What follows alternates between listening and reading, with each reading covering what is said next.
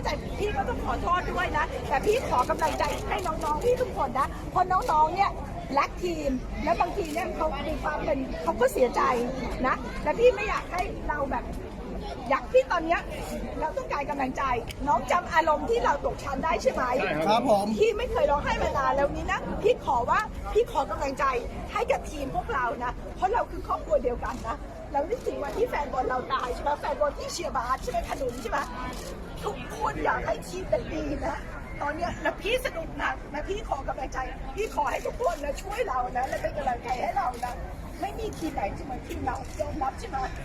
ยอมรับนะพี่ขอนะให้กำลังใจตัวแทนของโซนซีด้วยความที่ว่า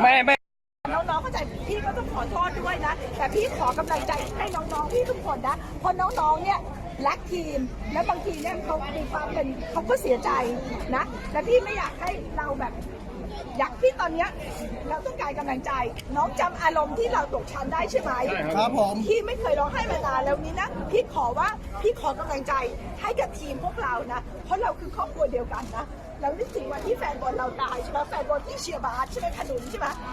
ทุกคนอยากให้ทีมเป็นดีนะตอนเนี้ยนะพี่สนุกหนักนะพี่ขอกำลังใจพี่ขอให้ทุกคนนะช่วยเรานะและเป็นกำลังใจให้เรานะไม่มีทีมไหนจะมาทีมเรายอมรับใช่ไหม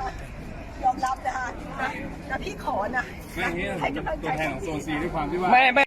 น้องๆเข้าใจพี่ก็ต้องขอโทษด้วยนะแต่พี่ขอกำลังใจให้น้องๆพี่ทุกคนนะเพราะน้องๆเนี่ยรักทีมแล้วบางทีเนี่ยเขามีความเป็นเขาก็เสียใจนะแต่พี่ไม่อยากให้เราแบบ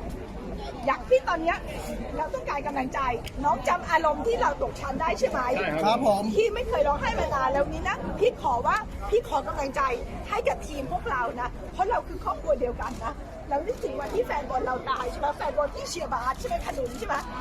ทุกคนอยากให้ทีมเป็นดีนะตอนเนี้ยนะพี่สนุกหนักนะพี่ขอกำลังใจพี่ขอให้ทุกคนนะช่วยเรานะและเป็นกำลังใจให้เรานะไม่มีทีมไหนจะมาทีมเรายอมรับใช่ไหมยอมรับนะพี่ขอนะให้กำลังใจตัวแทนของโซนซีด้วยความที่ว่า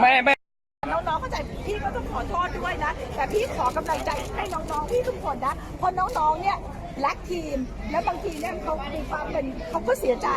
นะแต่พี่ไม่อยากให้เราแบบอยากพี่ตอนเนี้ย